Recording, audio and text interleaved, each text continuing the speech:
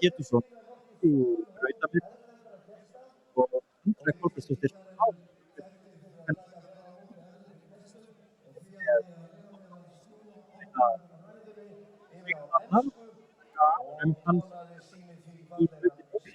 En Tobbi er nú svona einn reyndasti utanvegar og bara hlaupari okkar Íslendinga en hann hefur aldrei hlaupið í Puffin Run áður sem er, já ég myndi segja sturlu staðreynd með hvað maðurinn er búinn að vera lengi í senunni þannig að við erum að fara að sjá frumraun hjá honum í Puffin Run en Arnar Pétursson, ég held að hann hafi nú hlaupið alveg gott ef ekki 4 sinnum tók brautametið árið 2024 og í rauninni 2023. Hann hleypur 2024, bætir sitt eigið brautamet, hleypur á 1:17:13. Svo voru undur og stórmerki sem að gerðist í fyrra þegar að enn og aftur mætti allir bestur hlaupara landsins til Vestmannaeyja í Heimaey til þess að hlaupa hringinn. Þar á meðal Hlynur Andrésson, besti maraþonhlaupari Íslendinga og Íslandsmethafi í maraþoninu. Hann kom hingað, hann kom sá og sigraði, hljóp á 1:16:46. Nei, fyrirgefið, það var hann Arnarsmetið hans, Hlynur Andrésson hljóp á 1:14:56, þannig að hann hefur hlaupið hringinn í kringum Vestmannaeyjar undir klukkustund og 15 mínútum. Og svo var það í fyrra Þorsteinn Roy sem kom á eftir honum, rétt mínútu eftir og svo Arnar Pétursson. Þannig að Arnar var í 3. sæti í fyrra en bætti sinn besta tíma samt, sýnir hvað þetta var sterk keppni í fyrra. Það engin Hlynur með okkur í ár, hann þó svo hann sé Vestmannaeyingur og hefur örugglega óskað þess að geta verið hérna, þá hann að gera atlögu að Íslandsmetinu í maraþoni, þannig að við sjáum þarna María Esk og Maggi Braga, þetta eru 2 einstaklingar sem í miklu stuði, Maggi er búinn að vinna þrekvirki, bæði bara fyrir eyjuna með því að halda þetta hlaup og reyna að koma eins mörgum hlaupurum til eyjunar þrátt fyrir, erfiðar aðstæður. Þarna sjáum við Maggi Braga, Arnar Péturs bera ofan eins og einum lagið og María Esk. Það ástæða til að vera bera ofan sumarið komið til Eyja.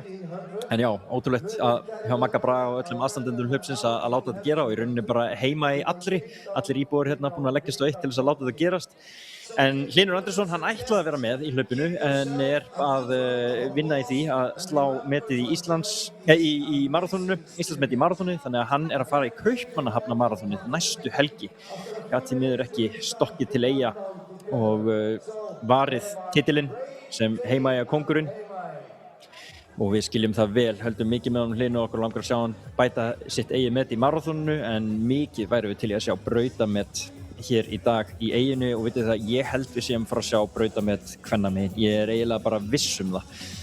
Andrea Kolbeinsdóttir, hún á metið sjálf, setti það árið 2023, hljóp þá 1:26, þannig að þetta eiginlega það sem við þurfum að muna, kallamegin 1:14, kvennamegin 1:26.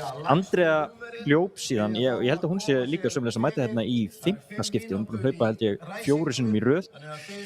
Hún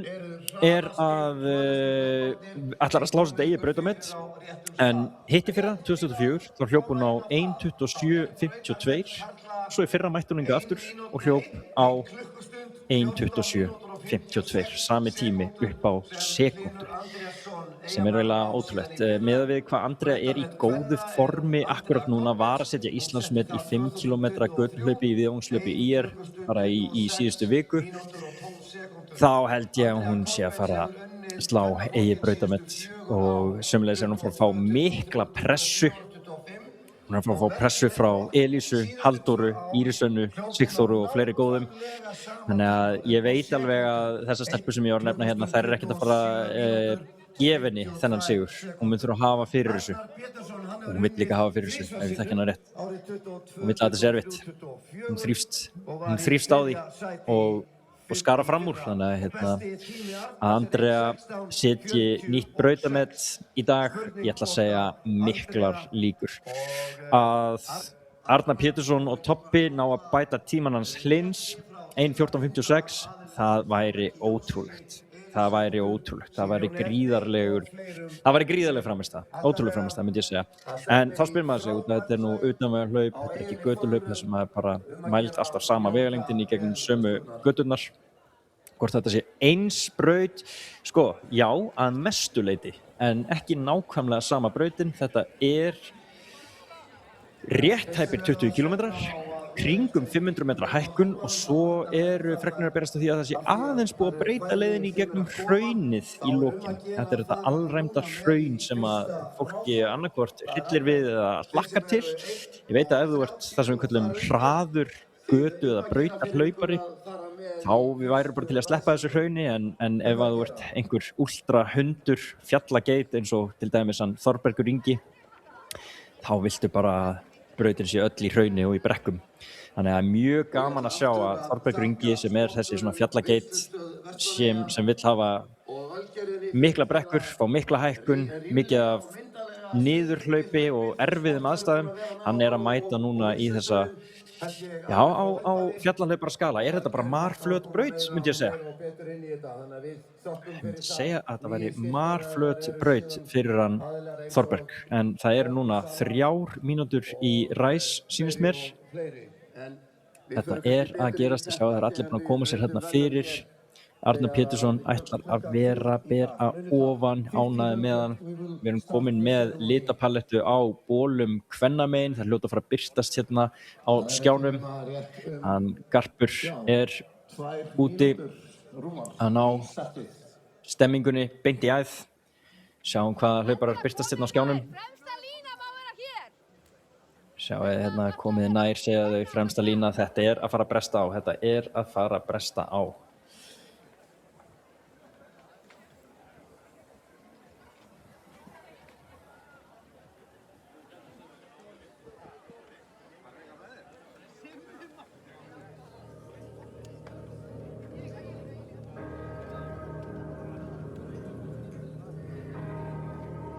Þarna eru þeir, sjáu þarna Sigurjón Ernir. Ég er með alls konar slúður fyrir ykkur sem ég ætla að fara yfir á meðan hlaupið á sér stað, hvernig staðan er á hinum og þessum. Sjáu þarna Elísa, Andrea, Toppi. Leggið bólina á minnið, það verður mikilvægt að fylgjast þarna með. Sigurjón, hvíta derhúfu, Toppi í hvíta og bláa fjallahlaupaþjálfunar bólun sínum, Elísa í ljósbláan ból, Andrea í hvítum.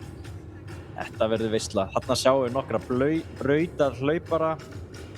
Daniel Snær, Sindri Dagur, æfa saman, gera allt saman, hlaupa sömu æfingarnar, Toppi og Arnar að taka faðmlagið. Erkifjendurnir, nei ég segi svona, þetta er nú í mesta bróðurni en ég get alveg lofa ykkur því þeir ætla að vinna hvern annan. Spurningin er hversu hratt ætla þær að fara af stað. Ef að ég væri Arnar, þá myndi ég nú bara refsa Toppa strax alveg í byrjun, nýta sér hraðan sem hann er með í löppunum. Ef ég ekki Toppa rétt, þá langar honum ekki að fara og hlaupa flata, ógnarhraða kílómetra, en ekki efast í 1 sekúndu. Hann getur þetta, ég hef engar áhyggjur af því. Hann getur hlaupið hratt, en hann væri til í brekkurnar. Arnar er hins vegar þessi flati, rúllandi, hraði, götuhlaupari. Sjáu þarna mætir hún Andrea Kolbeinsdóttir, Elísa, Íris, Sigþóra. Jesus, þetta er að gerast með þvílíkt line-up. Við erum komið með hlaupið er farið af stað. Finnrun 2026 er byrjað og það er hamrað af stað, nákvæmlega eins og við viljum hafa þetta. Nákvæmlega, þetta kunnaði. Allir þessir hlauparar, mörg hundruð hlauparar komnir í eyjuna, þetta hafðist, þeim tókst þetta. Mikið er ég ánægður með þetta. Allt að gerast, hlaupið farið af stað. Og við skiptum yfir í fyrsta hlauparan okkar, Guðni Páll. Ekkert eðlilega góður á kamerunni, sjáu þið, Arnar ætlar að fara hratt af stað. Toppi, hann ætlar að kreista hann strax í byrjun. Fjandinn hafið að þetta verður hratt hlaup, það er nokkuð ljóst alveg frá fyrsta meter. Þeir ætla að búa til smá bil. Arnar ætlar ekkert að krúsa fyrir aftan Toppa eða láta þetta vera einhvern labbitúr.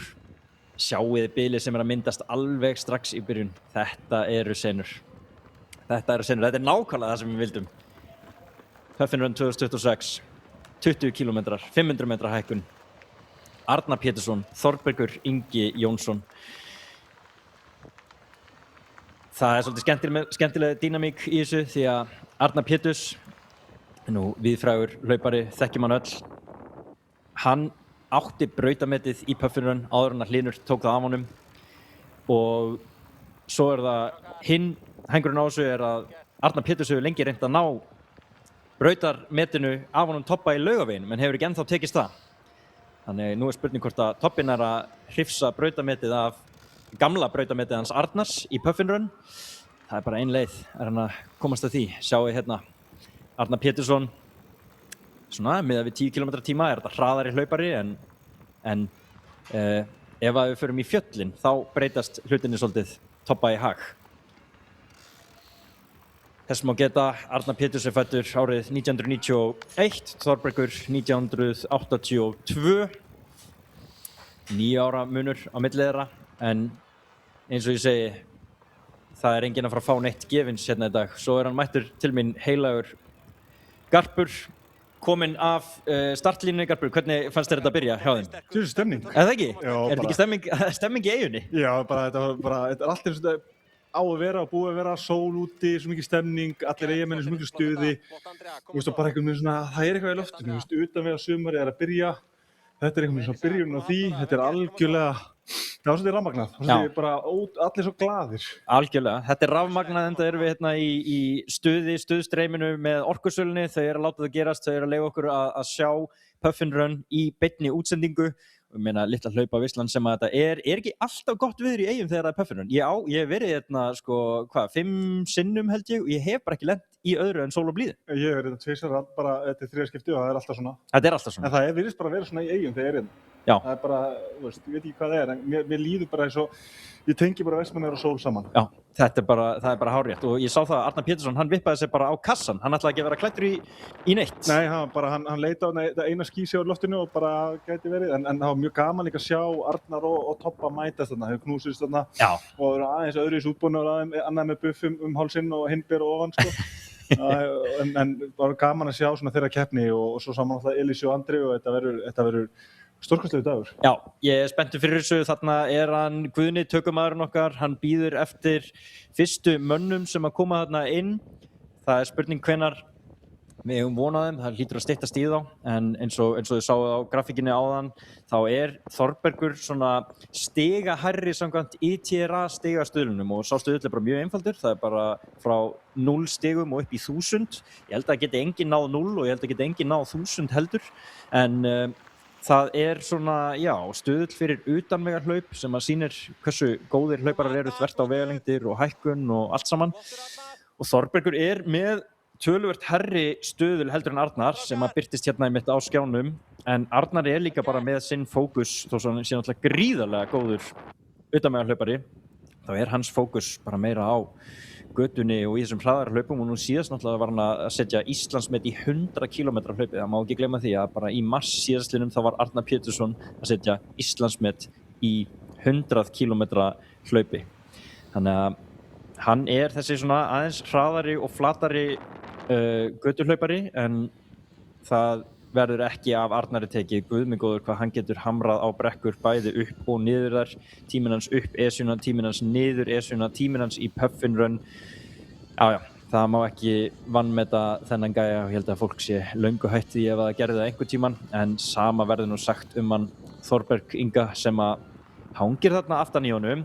Arnar kom inn fram hjá fótboltanum og virðist vera strax komið svona 5, 6, 7 sekúndna bil á hann Tobba. Spurningin bara hvenær nær Tobbi, hvort hann ætla að reyna að líma sig aftan á hann strax eða hvort hann ætli að leyfa bara Arnari að fara á sínum ógnarhraða alveg í byrjun. Svo erum við bara vonast til þess að fá einhver skot af restina af keppninni. Sigurjón Ernir, Daniel Snær, Sindri Dagur, Dagur Sigurbergsson. Það hellingur af góðum hlaupurum sem eru skráðir til leiks í hlaupinu. Svo náttúrulega kvennamegin. Ég nokkuð viss að við séum komin hérna með skot af fyrstu konum. Það þá væntanlega Andrea Kolbeinsdóttir sem myndi leiða. Nei, þetta bara hann Arnar Péturs. Ekkert að flækja þetta. Það ennþá fyrstu kallar. Svo erum við að setja dróna í loftið og fáum þetta allt í þráðbeinni hér eftir smá. En þetta sem sagt fyrsti kafli hlaupsins. Alltaf hann jafn hraður óþægilega hraður, þið sjáu að þetta lítur nú ekki út eins og mikið fjallalaup sem að Arnar að kljást við þarna, en hafið engar áhyggjur af því, hæðaprófíllinn mun byrja að refsa aðeins á eftir, en það kæmi ykkur óvart hvað þessi hlauparar eru að hlaupa þetta gríðarlega hratt. Bara svona til samanburðar þá á Arnar Pétursson besta tíma sinn í 10 km, það er 30 mínútur 26 sekúndur. Þorbergur á 31:51, en svo er það svo áhugavert eins og Arnar hefur núna tvívegis reynt við tíman hans toppa í Laugaveginum. Þorbergur á þetta að því virðist ósnertanlega met 3:59 og Arnar hefur komið djöfulli nálægt því 4:00:48, bara nokkrar sekundur yfir. Þannig þetta er alvöru rimma á milli þeirra. Sjáu þið hraðan á honum, þetta er hann að fá sitt uppáhalds marflata Malbik. Þarna kemur hann toppi, komið smá bil á milli þeirra, en þetta er nú ekki mikið, þetta er bara örfáar sekundur. Nú fer hann inn í Herjólfsdalinn, þetta er almennilegt. Menn þá ræsa hérna úr rásmarkinu, Já. Okkar hrúast ennþá út í eyju. Já, við ræstum 12:15 og síðan er ræst í 80 manna hollum. Það var náttúrulega bara nokkrir hlauparar sem að, já ekkert nokkrir, bara ég held nokkur 100 hlauparar sem voru að koma hérna með Herjólfi og Baldri, búið að vinna þrekvirki að skópla þessu fólki í eyjuna og þau bara komu úr vænni og væntanlega ljúfri og stiltri siglingu, en mættu síðan bara beint á ráslínuna og eru lögð af stað hringinn í kringum Heimaey. Sjáu þið Þorberg Inga hérna, gamall brautarhlaupari með feril á brautinni, feril í götunni, en var fljótur að skipta yfir í utanvegarhlaupin og hefur verið okkar besti utanvegarhlaupari síðastliðin áratuginn. Þannig að þetta er mjög skemmtilegt matchup eins og við köllum þetta á milli Arnars og Toppa. Ég var búinn að heyra því að Toppi væri víst eitthvað slappur, greip hann einhver pest og hann var svona á báðum áttum með hvort hann ætti að keppa, en ég get alveg lofa ykkur því hvert einasta skipti sem að Þorbergur hefur verið á báðum áttum með að keppa eða ekki, það endar alltaf þannig að hann keppir. Þannig það sem hann til í að leggja á sig, svo þið getið hort á hann þjást í þessari beinni útsendingu. Þarna sjáu þið Arnar Pétursson er að taka vinstri beygjuna fyrir hornið á stóra sviðinu, þjóðhátíðarsviðinu. Það er þokkalegt beil, spurningin er bara, er Arnar að reyna að slíta hann frá sér eða ætlar hann í alvörun að fara svona lygilega hratt í gegnum þessa braut? Þetta gæti verið óþægilegur hraði og mögulega vill Arnar að þetta sé óþægilegur hraði fyrir þá báða. Hann ætlar allavega að gefa okkur flugeldasýningu í dag, það er nokkuð ljóst. Þá er það síðan fyrstu splitt sem við fáum, eða millitímar, er eftir 5 km og þá getum við borið saman tíman hans Arnars miðað við í fyrra og þá voru Arnar Pétursson var kominn 5 km eftir 18 mínútur, þannig við ætlum að vera vakandi fyrir því hvernig millitímanir líta út. Svo erum við með brautameti hans Hlins, hann var eftir 17 mínútur, þannig að Hlynur gerði í rauninni nákvæmlega sama í fyrra og Arnar er að gera núna, hann bara sleit sig frá, hann bara fór hratt í þetta og leiddi bara hlaupið allan tíman, hljóp fyrir lífi sínu, þá hann var komin í hraunið og þurfti að taka sénsa þar, en þá var víst samkeppnin að draga aðeins á hann og það er náttúrulega bara munurinn á þessum svakalega góðu götuhlaupurum og þessum svakalega góðu og þaulvönu utanvegarhlaupurum er það að þeir geta komið sér svo hratt yfir óslétt og torfært yfirborð að það nær engri átt. Ef við myndum sjá einhvern eins og til dæmis Þorsteinn Roy sem er því miður ekki með okkur í ár í þessu hlaupi, hann getur töfrað sig fram yfir óslétta og erfiða og hæðótta kafla og málið er meðan Arnar Pétursson að hann getur það líka. Hann hefur hleypur niður esjuna á innan við 10 mínútum og ég myndi segja að það væri nánast heimskulegur hraði, svo hratt er það. Þannig að en við höldum áfram, fylgjast með honum Arnari aftur, ég undirstrika það, hann er að fara hratt í þetta, hann ætlar ekkert að spara sig. Hann hlaupið þarna aðeins á grasinu.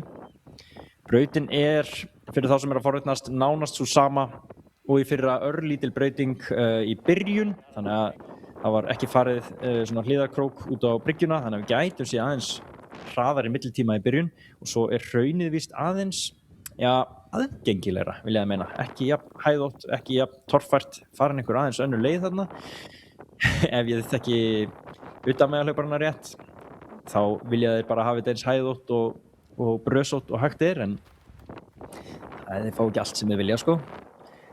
Það spurning hvort við fáum stelpurnar inn á næstunni. Eins og ég segi, gríðarlega sterk keppni þeirra megin. Andrea Kolbeins, Elísa Kristinsdóttir, Halldóra Huld, Íris Anna, Sigþóra. Allt þetta stelpur sem hafa, sko, eins og ég segi, Andrea hefur unnið þetta hlaup margoft, ef ekki 4 sinnum. Hún á brautametið. Hún á brautametið í Laugaveginum. Hún var að setja Íslandsmet í 5 kilometrum. Hún stjarnan okkar í þessu og svo það hún Elísa Kristinsdóttir sem búin að vera að gera ótrúlega hluti í utanvegaheiminum undanfarið og hún bara það góð í utanvegahlaupunum að hún á ekki neinum vandræðum með að ná góðum tíma á götunni einnig. Hún á undir 35 mínútum í 10 kilometrum. Það eitthvað sem að mörgum dreymir Sjáið Arnar Pétursson, hann brosir hérna með fílinn í bakgrunni, þvílík skot, þvílíkar senur. Og það glittir í hann Þorberg Inga þarna rétt fyrir aftan. Þetta vel gert hjá Arnari, ef hann heldur þessu út þá þetta mögnuð frammistaða hjá honum. Við vonumst til þess að fá millitíma frá honum fljótlega og hérna við sjáið, það bara rauður dregill fyrir drenginn. Þetta síðan hvenær var hlaupið á gervigrasi í utanvegarhlaupum. Þetta svakaleg þjónusta sem að bjóða hérna upp á. Það ekki hægt að hlaupa þetta hlaup hægt fyrir svona hlaupara eins og hann Arnar.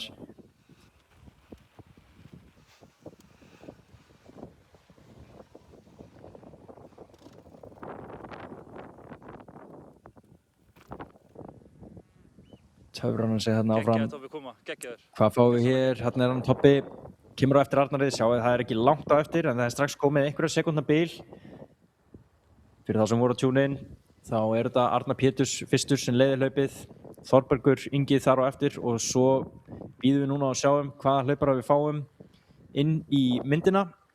En ég býst við, ef ég ætla að meta það sjálfur, Sigurjón Ernir fljótur þar á eftir, Daniel Snær, ég veit að þeim langar að elta nálægt svona 1.25-6 markinu sem væri þá brautarhlaup kvenna. Þannig að þarna komaðu, við sýnist þetta að vera hann Dagur Sigurbergsson sem að þá þriðji kall. Þarna komaði grúppan sem ég var að tala Sigurjón Ernir, Andrea Kolbeinsdóttir og Daniel Snær. Þetta stórmerkileg og góð grúppa. Andrea Kolbeinsdóttir, bara hlaupa frömuður á Íslandi, Sigurjón Ernir, trölli eins og hann og alþjóð kallan og Daniel sem að svona, byrjaði í utanvegarhlaupunum á best 1.30 í Puffin-run. Hefur farið brautina 4 sinnum, hann reyndur utan en svo skipta hann yfir í brautarhlaup og aðeins meiri hraða. Þannig að það forvitnilegt og áhugavert að sjá hann koma aftur inn í Puffin-run. Sjá hvort hann á að skila þessum hraða af þessum hröðu stuttu brautarhlaupum inn í utanvegarhlaupin. Það alltaf forvitnilegt. En þetta nú ekki fyrsta skipti sem að ég sé þau gera þetta. Það sem að þeir leiðast öll saman. Ef það einhver vindur þá brjótaði hann upp saman. Og nú fáum við drónaskot af fyrstu hlaupurum. Sjáiði. Þvílíkar senur. Þetta í alvörunni Puffin-run. Þetta leiðin sem að þau að hlaupa. Þvílíkar aðstæður. Það bongoblíða hérna í Eyjum. Og við erum núna á fyrsta hluta Puffin-runninum að hlaupa fyrstu 5 kilometrana áður en við fáum millitímana. Þetta hann Arnar Pétursson sem að leiðir. Þorbergur Ingi þar á eftir og síðan sjáum við hérna grúppuna sem að eltir. Dagur Sigurbergsson, þriðji kall. Sigurjón Ernir, Andrea Kolbeins og Daniel Snær þar á eftir ætla að leiðast saman hönd í hönd gegnum þetta. Andrea hefur aldrei hikað við að gera þetta á sínum ferli. Vaða beint aftan í einhverja hraða kalla og bara haldið í þá og oftar en ekki pakka þeim saman á endaspretti. þannig að hún snillingur í þessu, láta teima sig hratt í gegnum hlaupið, ná þannig öllu úr sér og þetta líka bara mjög taktískt vel gert hjá henni að náttúrulega bara hún leikur sér að þessu og í rauninni fær smá forskot á aðra með því að vera í svona góðu formi að geta þá elt fyrstu kalla og farið í samflóti með þeim í gegnum brautina, þannig að þar með fær hún gott aðhald þarna. Sjáiði Arnar Pétursson og sjáiði útsýnið í heimalandinu.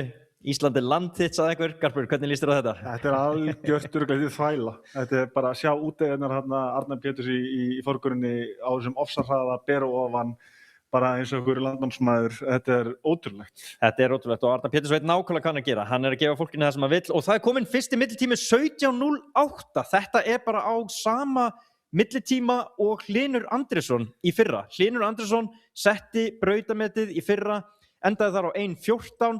Hann kemur fyrsta millitíman, fyrstu 5 km á 17:07 og Arnar 17:08. 1 sekúndu eftir millitímanum hans Hlyns. Þetta ekki eitthvað sem ég bjóst við því að Hlynur Andrésson nú bara hraðasti götuhlaupari okkar Íslendinga á Íslandsmetið í maraþoni, vippaði sér til Eyja, setti þar 1 brautamet, fór fyrstu 5 km hratt og Arnar Péturs virðist vera að fara á svipuðum hraða. Það spurning hvort að fyrstu 5 km núna í ár séu mikið styttri en þetta ótrúlega nálægt Hlyni. Já, sko, maður sá það líka svolítið bara á fasunum þegar hann hleypur út og hann fer á svo miklum hraða að hann hlaut eiginlega vera að stefna á brautametið. Já, ég meina þegar þú ferð á kassan þá verður þú veist, þá gefðu mér eitthvað flugeldasýningu í staðinn. Akkurat, og hann að gefa. Hann að gefa. Millitími frá Þorberg Inga kominn inn, hann á 17:45, þannig hann tæpum 40 sekúndum á eftir Arnar. Það svakalegt bil sem Arnar búinn að mynda strax, hann ætlar greinilega að halda sigrinum í dag. Já, það gaman að sjá hvernig þetta verður þegar koma á stórhöfðan, hvort að hann ná að halda eftir. Já, eins og við fáum prófílinn eða hæðarprófílinn eins og þau segja í utanvegarhlaupunum upp á skjáinn, þá getum við séð hvernig landið liggur í brautinni. Hæðin ekki mikil, eins og ég segja, þetta 500 metra klifur og þar alveg 500 metra dropp. Þessi fyrstu 5 kilometrar sem upp á skjánum, þetta í rauninni bara flatt í utanvegaheiminum. Og ég meina ef Þorbergur Ingi myndi horfa á þetta, hann myndi horfa á þetta eins og bara götuhlaup, sko. Já, þetta bara þægilegt. En eins og merkt inn á kortið, það sem stórhöfði, það aðal klifrið. Það svona, já, eina almennilega hækkunin í hlaupinu. En fyrir utan það, þá þetta í rauninni bara oft svona torfært en nokkuð flatt hlaup. Já, þetta utanvegarhlaup, þetta ekki fjallahlaup. Já, rétt, þetta utanvegarhlaup, þetta ekki fjallahlaup. Og síðan var komin þessi græni dregill þarna.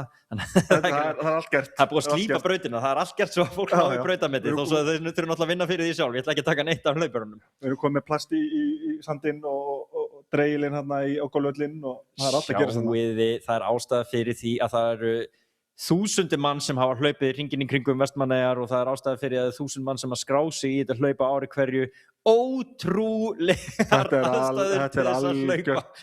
Þetta svo fallegt. Því líka listaverkið, takið þetta allt inn, ef þið eru bara að hlusta, takið eitthvað smá pásu frá uppvaskinu og því sem þið eru að gera og lítið á skjáinn. Þetta heima í öllu sínu veldi og þetta hlaupasennan í öllu sínu veldi. Við erum með hröðustu hlaupara Íslands mætta í Puffin Run 2026, hlaupa inn í sólina og við erum að gera atlögu að brautameti kalla og kvennamein. Ja, þetta ótrúlegt að horfa á þetta og við sjáum og við skiptum yfir á Arnar, ætlum að skipta yfir Arnar, hann dottinn út, en við sjáum aftur þá Arnar ennþá bara á flegiferð. Sjáum já. Þetta ég ánægð með og nú komin splitt úr The Chasing Group, grúpan sem að elta, hópur hlaupara sem að berjast þriðja sæti kalla og fyrsta kona búin að líma sig á það. Þau svona í kringum 1,5 mínútu á eftir Arnari Péturs, sem náttúrulega bara listilega vel gert. Andrea Kolbeinsdóttir leiðir þar með henni og svo það Elísa Kristinsdóttir sem í kringum mínútu á eftir. Þannig að önnur kona mínútu á eftir fyrstu konu. Andrea Kolbeins leiðir, Elísa Kristins mínútu á eftir. Það svona svipað munur hann á fyrstu konu og annari konu og fyrsta manni og öðrum manni. Já, þannig að við virðumst ætla að vera með 2 yfirburðar hlaupara í hlaupinu í ár sem að munu sigra. Ég meina ef þau halda þessu bili, þá það að fara að sigra með nokkuð góðum buffer. Þetta að fara að vera alveg, já, enda líka ég veit ekki hvort þú fórst yfir það hérna áðan þegar ég var út af myndavélinni en þú fóru yfir það hérna í kynningunni á brautinni hérna áðan í mikrofónunum þegar voru að ræsa þetta að Andrea er búin að vinna 4 ár í röð þannig að hún er ekkert að sleppa þeirri koronu. Nei, hún er bara búin að vera að bæta sitt eigið brautamet, trekk þannig að ég veit líka bara með formið sem hún er í núna, hún var að slá Íslandsmet í 5 kilometrum bara daginn og er í fjallaformi, hún var að koma úr æfingabúðum að norðan með þeim eitt Toppa sem er í öðru sæti sem er þjálfarinn hennar, þannig að hún ætti að vera í formi og í stakk búin til þess að slá sitt eigið brautamet og við fáum hérna på skjáin Halldóru Huld í bleika toppnum með hvítu ermarnar. Halldóru Huld talandi að vera í formi, kemur úr badningnum, tjúna sig upp í svakalegt form. Rosaleg. Hún er, já, bara vægast sagt rosaleg, líka búin að hlaupa flottan tíma í IR 5 kilometrunum og er núna mætt í puffin og það er bara spurning hvað hún er langt á eftir Elísu og Andreu. Herðu, þetta var vitlaust hjá mér. Það er Halldóra sem er í öðru sæti og Elísa í þriðja. Halldóra er bara að pressa 30 sekúndum aftur í Andreu. Hún er að keyra á hana. Því lítið annað eins, talandi að vera í góðu formi maður. Maður sá bara, hún bara fókusir upp á hana mætt. Hún var að pressa á hana þó hún hafi aðeins tölvöld eftir henni í þessum 5 km viðnámslaupi. Hún er að koma inn í þetta sumar í rosalegu formi. Það er engin spurning og það er svona, ég meina fyrir hlaup, ef ég var að spá í spilin, þá myndi ég alltaf segja Andrea. Þetta er hennar braut, þetta er hennar vegalengd. Auðvitað eru þessi hlaup bara með gríðarlega breytt en það bara sést þegar Andrea fer í einhvers konar 20 km vegalengd eða svona þessi stuttu utanvegarhlaup eins og þau kalla þetta, þá er hún bara dóminerandi. Akkurat. Svo erum við með Elísu sem að fer 400 km í bakgarðinum, hún vinnur Judith Whiter í 75 km hlaupi, hún lendir í 11. sæti á heimsmeistaramótinu í utanvegarhlaupum sem voru 85 km, hún er dóminerandi þar. Hún sigrar náttúrulega Andreu Kolbeins á heimsmeistaramótinu í þessum 85 km, en svo er það alltaf spurningin, hvað gerist þegar maður styttir? Er Elísa, getur hún haldið í við Andreu þar? En nú erum við að sjá, Halldóra Huld lauma sér þarna á milli þeirra. Já, og ekki það að maður ætli nokkuð tíman að vanmeta Halldóru nokkuð tíman, en það er spurning núna, bara maður horfir á þetta, er þetta sem koma skali í sumar líka? Er hún að fara kannski stela fyrirsögnum meira en maður hélt? Akkurat. Er hún að fara að keyra meira á Andreu og þessa fremstu, en maður kannski hélt fyrir sumar. Algjörlega, sjáu Halldóru hérna, hún spænir í gegnum þetta, það er spurning hvort hún sjáu í Andreu, það væri gaman að fyrir hana að hafa hana í augsýn og ég meina bara það að vita af Andreu og að þú ert að halda þig nálægt henni, þá ég meina, jú, þú ert að lenda í öðru sæti en ég get lofað því, þú ert að fara að hlaupa á fjandi hröðum tíma ef þú ert með Andreu í augsýn. Það er líka ástæðan fyrir að þau para sér svona saman. Þau eru öll með markmið, ég veit að Daniel Snær er búinn að tala eitthvað við fyrstu stelpur sem að langa að slá þetta brautamet, þá erum við að tala eitthvað í kringum 1.25 í lokatíma.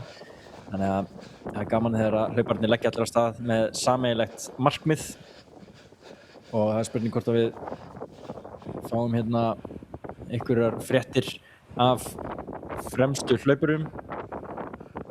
Það væri þá Arnar Pétursson að leiða, Þorbergur Ingi í öðru, svo var hann Dagur Sigurbergsson sem að var þarna í þriðja sæti, bara hársbreytt á undan Sigurjón Erni og ég eiginlega gef þeim bara það að þau séu saman í hópi.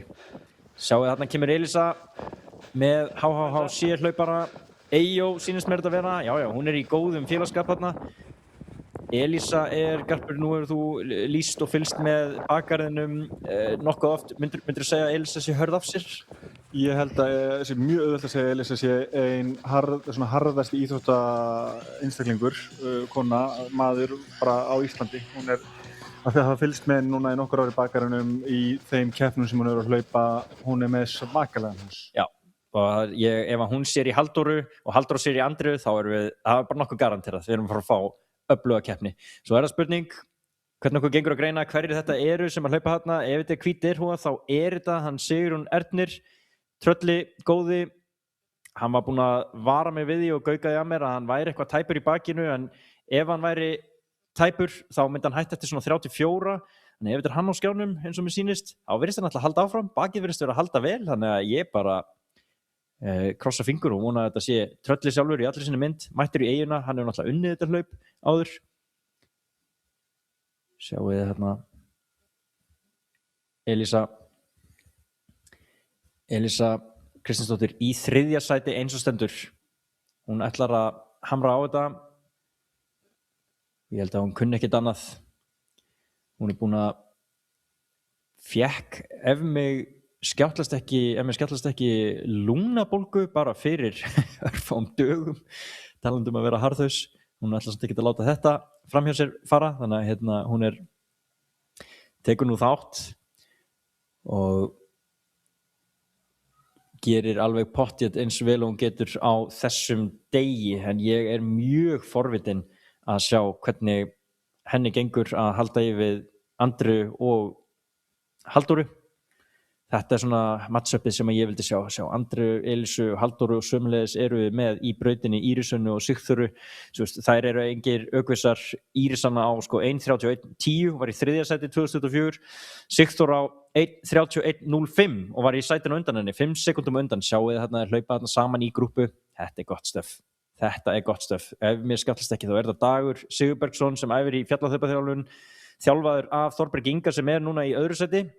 Svo er Sigurjón Ernir og Andrea Kolbeinsdóttir og þetta er, Andrea er ekki að hlaupa í fyrsta skipti á eftir Sigurjónu og það er ansi gott fyrir hana og hún veit hvað Sigurjón getur, hún veit hvað hún stendur í samanburði við hann, þannig að bæði að hafa hugrekkið í það og líkamlega getur til þess, líma sig bara á hann og fara þetta hlaup með honum. Ég gef Andreu það alltaf, hún er alltaf til í að taka þessa áhættu, hún er í það góðu formi að ég sé hún ekki fyrir mér að hún krassi ef hún gerir eitthvað. Já, ég ætla ekki að segja heimskulegt en fyrir aðeins fram úr sér, þá kann hún nú alveg að bakka. Hún er búin að keppa í þessu síðan hún var örugglega táningsaldri. Þetta er náttúrulega bara íþróttamaður í húð og hár. Sjáu þið þarna fara í gegnum sandinn, klaufina, kalla eigamenn þetta, ef mér skjáttlast ekki. Þetta er, núna erum við utanvega, Garpur. Nú erum við komin í alvöru utanvega. Loksins erum við utanvega. Þetta er svona mögulega einna tæknilegasti parturinn í brautinni. Já. Þessu komið að fara gegnum þennan part, stórhauði framundan. Það sem mesta hækkunin byrjar, þetta er svona áhugavert að sjá, gaman að sjá hvernig hækkunin fer líka í fólki, hvernig, því að þessi braut er svolítið upp og lítið niðurlaup, þannig að það verður gaman að sjá hvernig koma eftir stórhauðan, hvernig keppnin verður þar. Akkurat, og hérna ættum við að vera með nokkuð greiða mynd af klifrinu sem að koma skal. Það er í rauninni eina svona stóra klifrið í brautinni, það er þessi stórhöfði. Ég veit að ef að Tobbi er í feeling þá vill hann örugglega hamra eins og hann getur á þetta. Hérna erum við með þessa þrjáhlaupara sem fara saman í grúppu.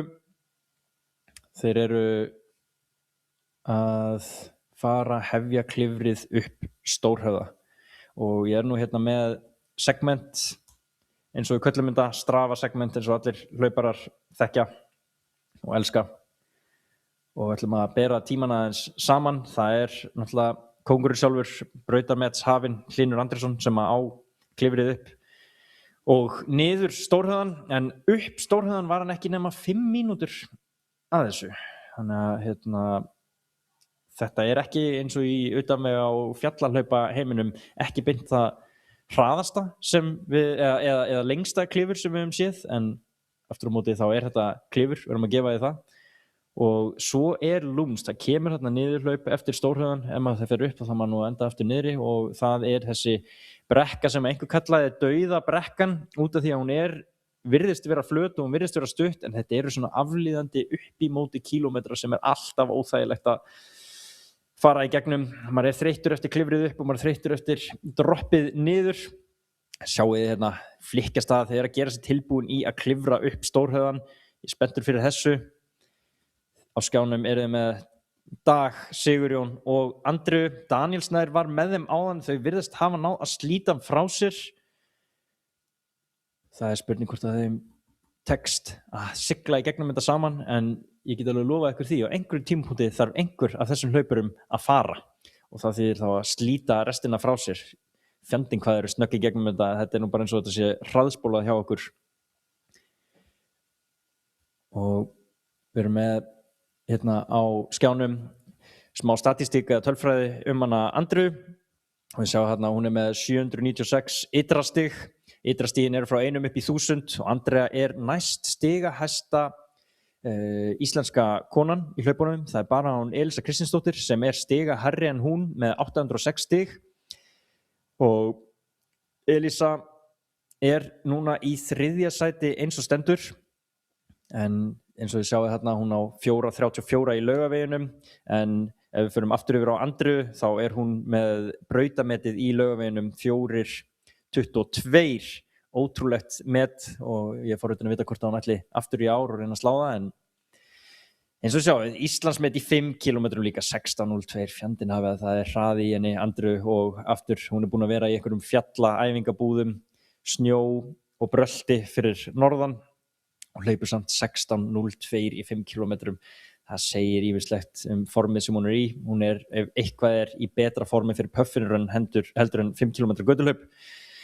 Og hann reyndar vitlausar tölur í brautametinu en nokkuð nálægt í. Hún á 1:26 brautametið, það sem við erum að berjast við, en hún 4-faldur sigurvegari í puffinrun og af góðri ástæðu þegar að horfa á ástæðuna fyrir því af hverju Andrea Kolbeinsdóttir vinnur þetta hlaup trekk í trekk, hún bara límir sig á einhverja helöfluga kalla og sleppir þeim ekki. Ég get alveg ímyndað mér að þessi komið blóðbræði í munnin hjá þeim akkurat núna. Þetta er harkalegu kafli. Þú búin að hlaupa hratt, mjög hratt, allan tíman, færði smá tæknilegt og svo beint upp stórhöðan. Það er drullu erfitt. Já, það nefnilega drullu erfitt og þarna erum við með Dag sem að eins og ég segja æfa í fjallahlaupaþjálfun. Hann búinn að vera að æfa eins og skepna segja þér og síðan þarna Sigurjón Ernir sem að hefur sést mikið í puffinrun. Hann lætur sig aldrei vanta og ef hann getur keppt þá keppir hann. Hann með 833 stig, búinn að vera í leiknum heillengi, áratug ef ekki meira og ennþá að bæta sér svakalega, eins og sjá þennan tíma sem hann á í Laugaveginum 4:20 og vitið þið hvað þetta var árið 2024 þegar fólk hljóp í sandstormi. Ég held í alvörunni að Sigurjón hafi verið eini einstaklingurinn í svona topp 20 sem að bætti sig á milli ára, sem sýnir bara hvers konar vél hann svo ára svakalega tíma í puffinrun líka. 1:21.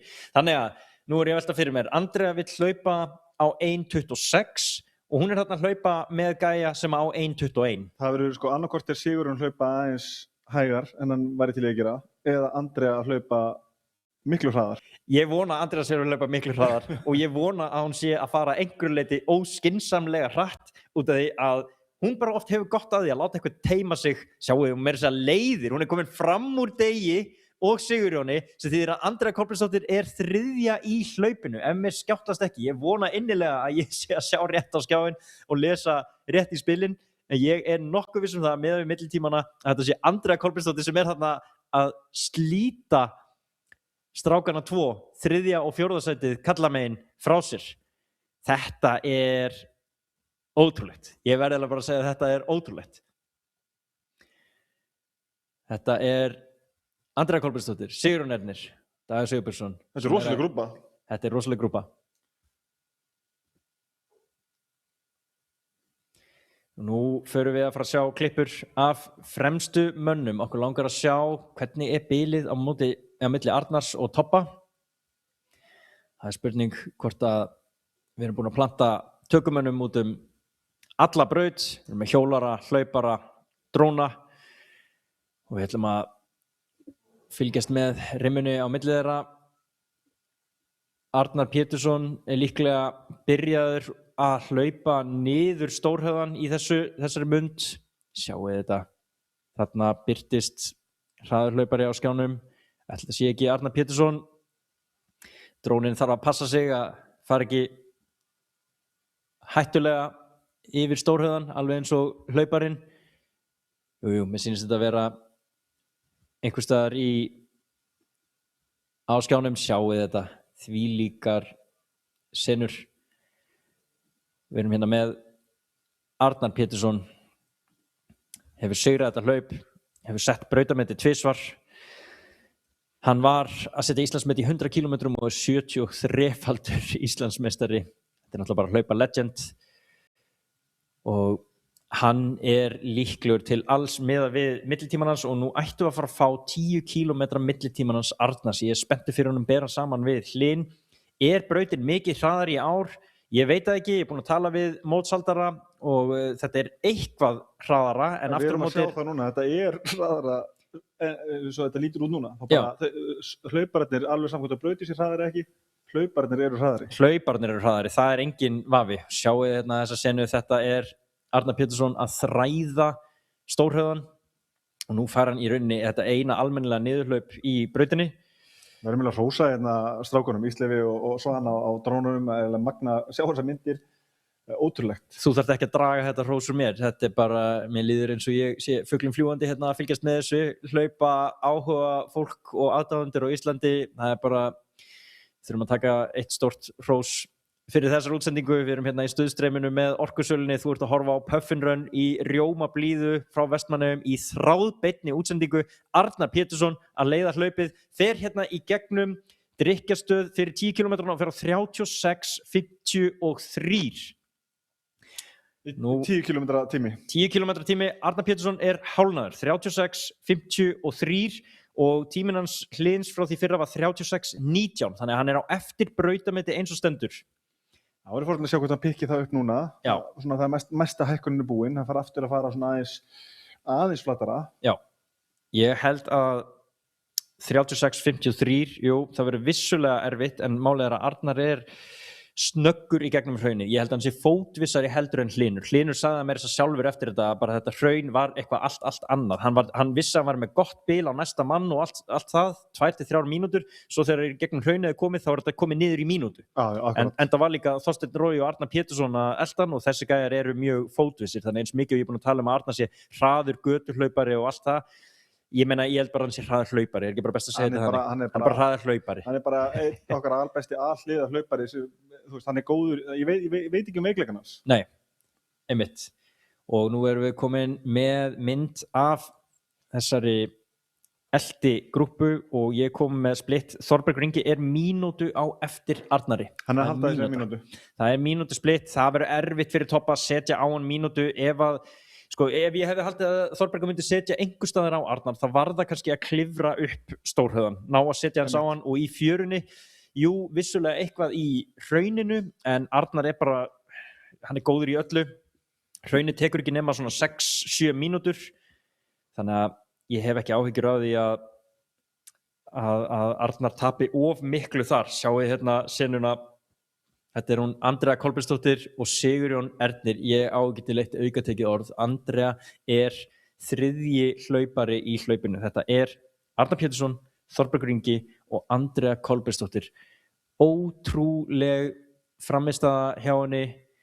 Hún búin að vera, ég ætla ekki að segja sigurgöngu undanfarið, því að hún búin að vera í sigurgöngu svona síðastliðin 10 ár, en hún búin að ná ótrúlegum árangri og í rauninni, ég meina, það hefur líka sumir hluti farið úrskeiðis hjá henni. Ég veit hún með háar væntingar og eins og ég segi, hún búin að vera að vinna hlaup trekk, ár eftir ár. Hún fer síðan til Ástralíu, vinnur þar nokkur hlaup, kemur til Íslands, búin að vera að æfa undir handleiðslu fjallahlaupaþjálfunar, setur eins og ég segi þetta Íslandsmet í 5 km, mætir hérna í Puffin og sýnir greinilega í hvaða ótrúlega utanvegaformi hún í. Ég held að við séum eiginlega að sjá upphafið að Andreu 2.0 í þráðbeinni útsendingu. Já, og líka því að síðasta ár og tekum við fram að vonbrigði hjá Andreu eru kannski ekki eðlileg vonbrigði og hún ætlaði sér einhverju hluti en hún skipti þessu skínu skúrum hjá henni síðasta ári, en hún hefur komið rosalega sterkt tilbaka og að sjá hana núna að keyra á þetta brautamett sitt og miklu bæta helling, virðist vera. Og þetta bara staðfest það sem ég sá með mínum eigin augum. Þetta var Andrea og hún eins og ég segi þriðji hlauparinn í hlaupinu. Hún svona 1,5 mínútu og eftir Þorberg Inga. Sjáum hérna Arnar Pétursson í það sem þeir kalla dauðabrekkan. Ég heyrði eitthvað eitt segja það og ég vil að þetta verði nefnt dauðabrekkan hér eftir. Þetta svona upp í móti óþægilega hratt en óþægilega hægt líka. Þið langar ekki að vera að fara þetta svona hratt en þú verður að gera þetta, það engin fyrirstaða. Þetta sléttur vegur, hann bara aflíðandi upp í móti. Arnar Pétursson góður þarna aftur, þú veist, hann valla með veikleika þessi strákur, en ég meina að setja hann á eitthvað svona eitthvað fastan hraða og bara trukka í gegnum hann, það eitthvað sem hann bara bestur í. Þannig að þarna held ég að sé erfitt fyrir einhvern annan að halda í við hann. Sjáið hérna Andreu í niðurhlaupinu, hún náttúrulega einn besti niðurhlaupari í heiminum, það engin spurning það, hvort sem það á Esjunni eða út í Ástralíu eða á heimsmeistaramótinu. Andrea Kolbeinsdóttir getur hamrað niður fjöll og það ekki, ég er ekki að tala ég er ekki að kynjaskipta þessu. Andrea Kolbeinsdóttir er einn besti niðurhlaupari í heiminum. Hún fór í svona prófanir fyrir Salomon út í Annecy hér daginn og ég var að horfa á hana að taka einhverja kórónur og síðan var ég bara að skoða hún var overall hæst í hlaupinu og þarna voru góðir kallkyns og kvenkyns hlauparar, alveg eins og við sjá í dag. Hún er overall á palli í hlaupinu. Þetta er Arnar Pétursson, Þorbergur Jónsson og Andrea Kolbeinsdóttir. Nú er hún búin með mestu hækkunina, eina fellið í hlaupinu og er að fara að taka loft aftur, hækka sig örlítið. Sjáu þið hérna Arnar Pétursson komin aftur á skjáinn. Þetta líst mér vel á. Það er aðeins ský að koma hérna. Arnar mögulega að hugsa af hverju fjandanum fór ekki bara í einn hlýrabólmaður. Af hverju þarf ég alltaf að rífa mig á kassan? En sjáu hann hérna, nú er hann að hækka sig hægt og rólega. Hægt og rólega hækkar hann sig upp. Og þetta er svona 2 kílómetra kafli. Við vorum með hjólara tilbúin að koma til mótsveðan, sækja hlauparana. Við ætlum að þræða okkur í kringum flugvöllinn. Ég er forvitin að sjá hvað Arnar Pétursson getur komist þetta hlaup hratt. Nú er það undir toppa komið að saxa eins á hann. Það er mínúta sem að skilur að Arnar Péturs og Þorberg Jónsson og svo er það 1,5 mínúta þaðan af í Andreu Kolbeinsdóttur. Ja, sjáum hérna smá tölulegan samanburð á toppa á Arnari og þetta sést að Þorbergur er með hærri ytrastig heldur en Arnar. Arnar er bara ekki búinn að sækja í þessi utanvegarhlaup mikið og þessi bröttu fjallahlaup.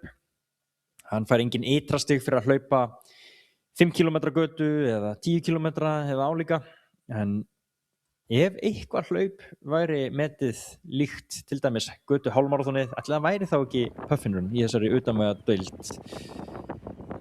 Og sjáu þið núna Arnar Pétursson, sjáu þið, þetta virðist vera auðvelt þegar maður horfir á kameruna, en hann er að hlaupa upp í móti. Þetta er óþægilegt, þarna er púlsinn orðinn ansi hár og lappirnar þreyttar eftir hækkunina og hlaupa í sandi og að droppa síðan niður stórhöfðan.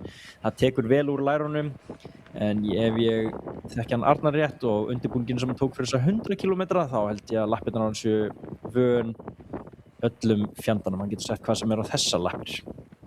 Þá er bara spurning hvort að millitíminn þeirra fyrir 15 km sýni að Arnar sé að auka bilið á Þorberg.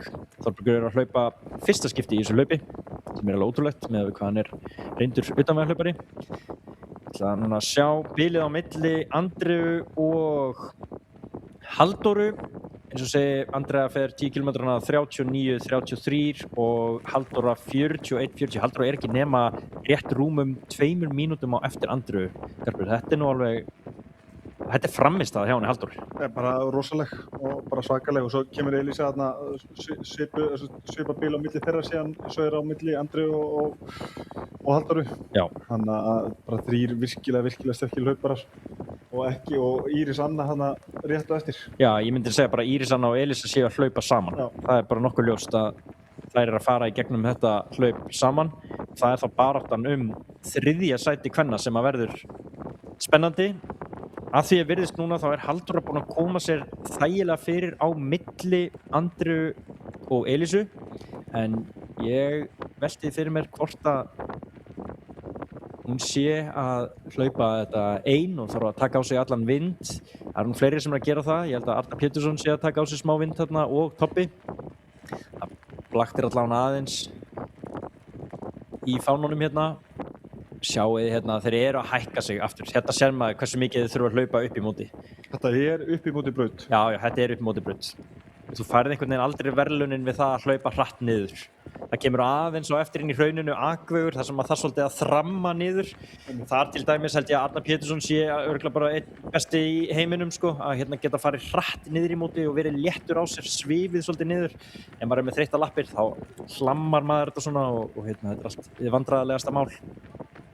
Sjáu þið Arnar, hann setti átti brautametið, slóði hjá sjálfum sér, síðan var það Hlynur sem að tóka árið 2005, en 2004 þá fór Arnar á 1:17 13 og svo í fyrra þegar hann var í 3. sæti það var 1:16:46 þannig Arnar á 1:16:46 í þessu hlaupi og að reyna að bæta það.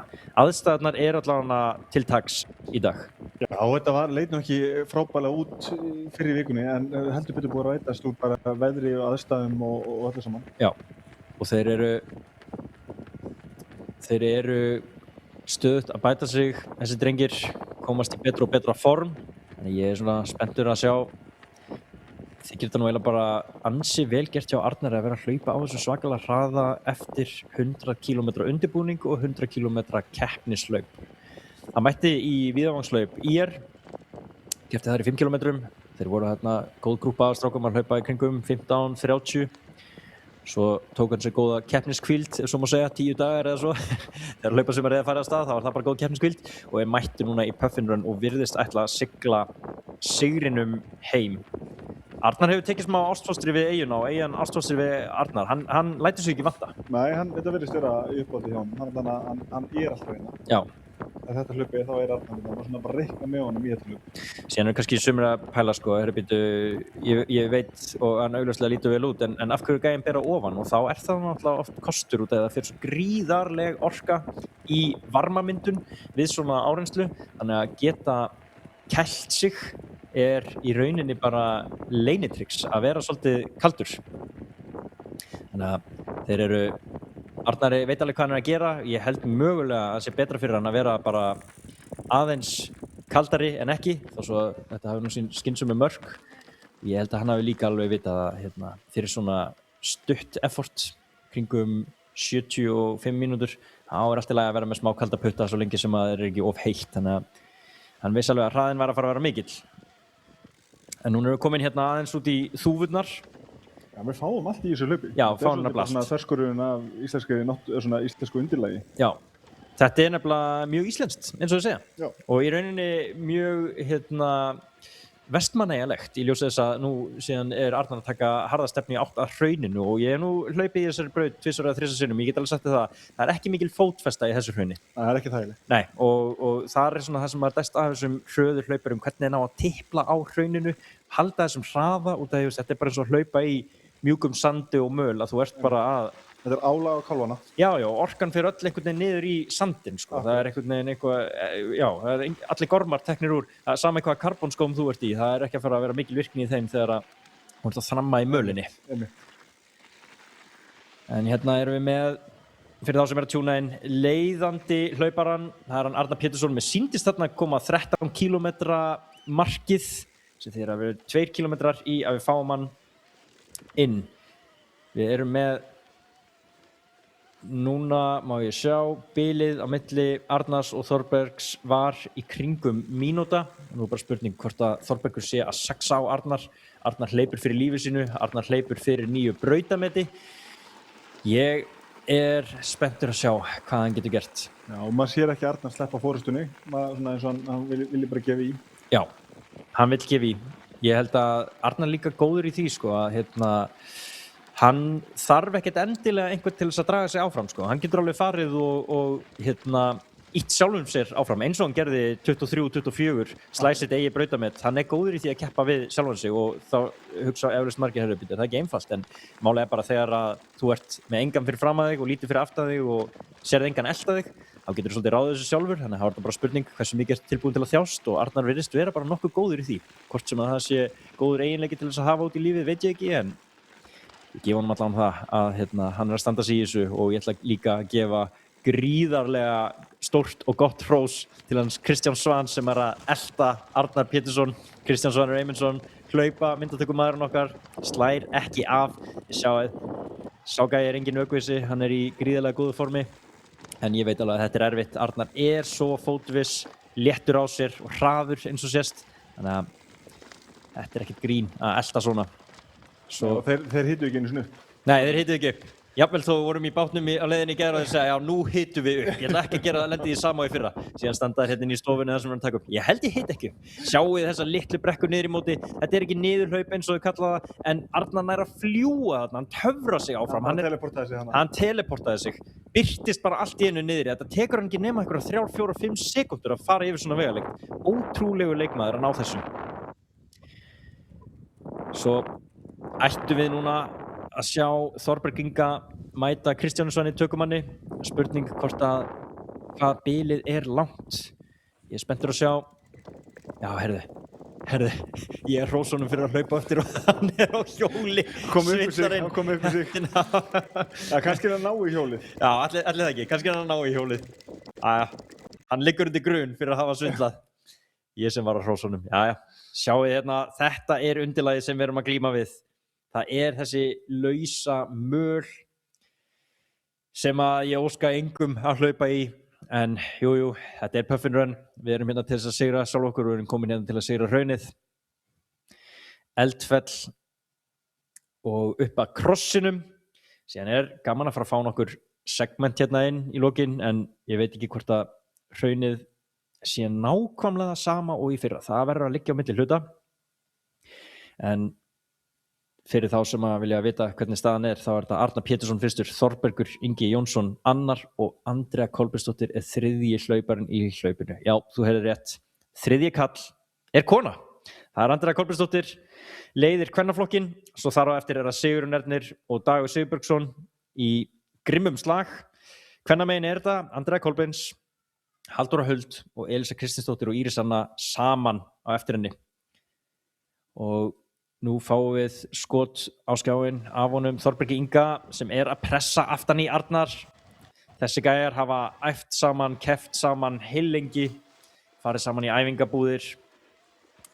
Ég gef Toppa það, ef hann myndi velja sína uppáhaldsbraut til þess að keppa í, þá myndi hann ekki líta neitt út eins og Puffin Run. Ja, hann myndi velja fleiri fjöll. Já, Toppi er fjallageit, hann er úr sveit, hann æfir brekkur. Hann er einn okkar besti brekkuhlaupari og einn besti niðurhlaupari. Það er frábært að fá að sjá smá skot af honum núna. Nú ættu að fara að fá millitíma af 15 km drykkjarstöðinni. Mér skemmtlast ekki er Toppi að nálgast hana þarna. Eftir smá tekur hann beygju inn í hraunið þar sem drykkjarstöðin er. Það eru þessar drykkjarstöðar á 5 km, 10 km og 15. Sjáu þið Þorberg hérna. Þessi gæi gefur ekkert eftir. Það er loforð, það er eitthvað sem ég veit. Þessi gæi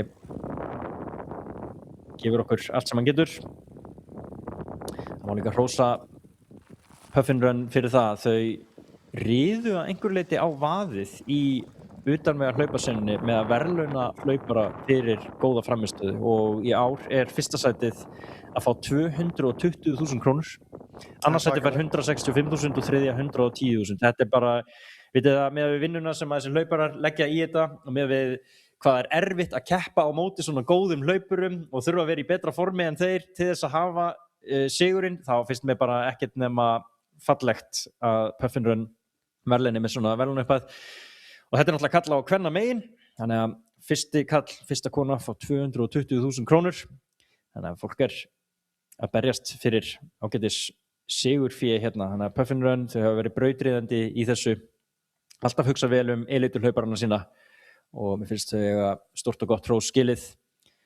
Þau lögðu líka ríka áherslu á það að þegar að þessir góðu hlauparar eru mættir í hlaupið, að leyfa alþjóð að njóta þess að horfa á það í hlaupinu, þannig að þau vildu endilega fá beina útsendingu og Orkusalan svaraði kallinu og sagði já takk, við stingum ykkur í samband. Þessu verður strengt, sögðu þau. Jæja, nú vil ég fara að sjá split frá 15 kilometrunum og ég fæ þau leið og ég beðum þau, Arnar Pétursson, 54, 21. Nú kemur bara í ljós hversu langt á eftir honum er Þorbergur Ingi og getur hann náð brautametinu. Ég get að hann sagt það, Garpur. Ef við gleymum því hvort að brautin sé eitthvað öðruvísi, þá er Arnar að hlaupa á sínum langbesta tíma. Í fyrra var hann í 15 kilometrunum eftir 56 mínútur, núna er hann 1 mínútu og 40 sekúndum á undan. Það er svakalegt. mínútu og 40 sekúndum á undan. Hvað þessi gæi eiginlega búinn að vera að gera? Er hann búinn að æfa fyrir 100 km hlaup? Er hann búinn að setja Íslandsmet í 100 km hlaupum? Eitthvað hlýtur hann að hafa verið að gera. Það var greinilega 100 km hlaup tíðist vel yfir í puffin. Já, greinilegt. Þorbergur Ingi kemur inn 70 sekúndum á eftir Arnari. Hann virðist vera að missa Arnar aðeins frá sér, þó ekki mikið. Þetta hefur bara gerst þarna strax í byrjun, þar sem Arnar setur bilið á hann og hleypur jafnt og þétt bara hraðar. Ég held að Arnar hafi sett þessa forystu bara á þessum fyrstu kílómetrum. Sjáu þið þarna Andreu Kolbeinsdóttur. Ég ætla bara að fá að segja eitt besta hlaupari í heiminum. Guð minn góður, hvað hún er góð í þessu. Hún er búin að mæta hérna, vinna trekk í trekk. Og aftur, þarna var ég að tala áðan hvernig hún hengi sig á einhvern hlaupara, en að hafa hugrekki í það að taka síðan bara fram úr þeim, að fara fram úr hlauparunum og segja, strákar, þið eru að hlaupa of hægt fyrir mig, ég er farin, ég ætla að sækja hann 220.000 kall og ég ætla að sækja þetta brautamett. Hún er einn skemmtilegasti keppandi landsins bara þvert á íþróttir. Það er svo gaman að horfa á hann að keppa, gaman að fylgjast með henni keppa, hún er bara all in. Engin spurning og það er svo áhugavert árið 2024 og 2025 hleypur hún hlaup upp á sekúndu á sama tíma, 1:27.52. Hún á þó brautametið sem er 1:26.12 ef mér minnir rétt, fyrir hérna aðeins eftir minni, 1:26.12 og veitir það miðað við hraðan á henni núna miðað við það hún búin að skilja strákana eftir. Guð minn góður, hvað er Andrea að fara að sýna okkur í lokatíma hér í dag og restin af sumrinu? Er þetta bara Andrea Kolbeinsdóttir 2.0, jafnvel 3.0? Hún sleppti henni uppfærslu, hún var beint upp í 3.0. Flétturnar komnar. Þessi hlaupastíl, að sjá Andreu, að hlaupa í gegnum þetta gras eins og hún sé að hlaupa í 5 km brautarhlaupi. Þetta er þessi hagkvæmni sem að Andrea er með. Hún er búin að vera í þessu sporti svo lengi, hún er búin að slípast svo vel til, hún hefur svo mikið afl og hún getur nýtt allt þetta afl til þess að fara beint áfram. Þetta er það sem að sker hana frá öðrum hlaupurum. Nú ættum við að fara að sjá hvort að Halldóra, Elísa og Íris séu búin að saxa á hana. Andrea fer hérna í gegnum 15 kilometrana og dettur inn, hún er á 58 mínútum, hún er ekki langt á eftir strákunum. Andrea er í rauninni að elta upp í þjálfarann sinn, Þorberg Inga, og ég er fullur aðdáun að sjá, er þetta Sigurjón hérna rétt á eftir henni? Sigurjón er 3 sekúndum á eftir henni og þaðan kemur Dagur 5 sekúndum á eftir. Þetta er rimma. Hugrekkið í Andreu alltaf hreint að bara láta vaða. Sigurjón virðist greinilega vera góður í bakinu. Þetta er Andrea þarna fremst, svo erum við með tökumannin okkar þarna beint á eftir henni. Svo er þetta Sigurjón í hvítu og Dagur þar á eftir. Fjárinn, þetta er hlaupið sem að við vildum fá, þetta er hlaupið sem við fengum. Guðs og lof, séum í beinni útsendingu. Manstu Garpur í fyrra þegar við vorum inn á tímatöku að refressa millitímana. Hver er að fara að vinna? 30 mínútna fresti, þetta var fáránlegt. Þetta er ástæðan fyrir því að við vildum fá svona hlaup í beina útsendingu að sjá þetta gerast. Andrea Kolbeinsdóttir er 3. hlauparinn overall í hlaupinu. Sigurjón Ernir er 3 sekúndum á eftir henni. Þetta gæti endað í endaspretti. Ég sverða. Þetta er rosalegt. Við sjáum hérna núna í bakið á henni. Sjáum við Andreu hvernig hún slætar í gegnum þetta og núna ætti hún að vera að lenda inn í hrauninu í þessari möl sem ég er búin að tala um sem að gerir öllum svona erfitt fyrir. Þorbergur, Andrea og Sigurjón eru öll í landsliðinu í utanvegarhlaupum. Þau eru að undirbúa sig fyrir Evrópumeistaramótið sem er í byrjun júní og það er gott að geta tjúna sig aðeins upp eins og þau segja. Rúmið mánuði fyrir í Puffin Run, lundarhlaupinu sjálfu. Sjáuð, þetta er ekki þægilegu stígur til þess að hlaupa á fyrir hraðahlaupara, en þegar þú ert svona góður þá ferðu létt með þetta. Nú ættum við meira að segja að fara að fá Arnar Pétursson inn í mynd fljótlega. Við erum með hlaupara út alla braut, drónaflugmennir okkar með æðri mátt sér í liði. Á skjánum eru þið með Andreu Kolbeinsdóttir, Sigurjón í hvítu þar rétt á eftir og Dag Sigurbergsson, og ég get lofa eitthvað því Andrea með blóðbragð, Sigurjón með blóðbragð og Dagur með blóðbragð og öll eru þau með blóð á tönnunum. Þau vilja meira þó svo þetta sé erfitt. Og gaman að sjá Dag taka þessa keyrslu. Við vorum að tala um í gær bara hverju svona líklega kom óvart. Dagur hann það klálega þar á meðal. búin að eiga ótrúlega góðar æfingavetur, með miklum framförum og gaman að sjá hann í 5 km viðhanslaupinu daginn, rosalega tíma það, 16:20 minnir mig, að hann búin rosalega framfæri í honum. Algjörlega. Hann var klárlega einn af þeim sem við vorum að hugsa fyrir baráttuna pallsæti og núna dettum við inn á hann Arnar Pétursson kominn inn á hann hraða eldgosaveg eins og hann alveg pottet ekki kallaður hér í Eyjum. Guðni Páll, hlauparinn okkar, eltir hann í humátt. Sjáu hérna drónaskot af þessu. Arnar hérna í S-inu sínu. Þetta þessi vegur sem ég var að tala um, sem getur hlaupið svo ótrúlega hratt niður en þú þarft að vera léttur á þér, geta snúið löppunum hratt. Þú ert að fara upp í skref á mínútu, örugglega yfir 200 til þess að ráða við hraðan og ná að fljóta niður brekkuna. Þetta uppáhaldsparturinn minn. Ég skil það vel. Þarna þarftu líka í rauninni ekkert að reyna á þig en bara snúa löppunum hratt. Bara lyfta fótunum og let's go. Algjörlega, þú ert búin að vinna fyrir hækkunni, þannig núna bara að láta sig fossa niður, en aftur á móti það ekkert svakalega þægilegt eftir að búin að taka stórhöðan og hlaupa einhverja 16-17 kílómetra í gegnum þetta. Þetta sem að býður eftir allt hlaupur, búin að vera aflíðandi upp frá Herjólfsdalnum, þú ert búin að vera upp stórhöðan, þú ert búin að vera í erfiðum aðstæðum, í grasi, í sandi, svo loksins hérna farið smá break til þess að svona gunna. Nákvæmlega. Hérna erum við að horfa á Arnar Pétursson, gera sér líklegan til þess að slá sinn besta tíma, hvort það verði brautamet erfitt að segja, en ég alveg viss um að hann að gefa allt í þetta, hann að auka bilið á Þorberg Inga sem að elta hann uppi. Nú bara spurning á hvaða tíma endar Arnar.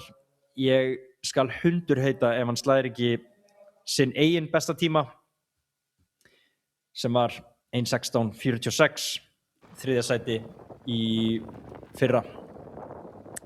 Garpur, ég að fara að senda þig út að taka á móti? Ég held þú þurfa að fara að vera þarna. Já, ég held að við viljum fá kameru inn af því sem að fara að gerast á skansanum eins og þau kalla það í markinu. Við erum að fara að sjá að margt að fara að koma í ljós. Mun Arnar slá sinn eigin besta tíma, mun mögulega slá brautamet.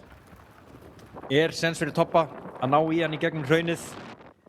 Og svo það spurning, hver verður þriðji hlauparinn í hlaupinu?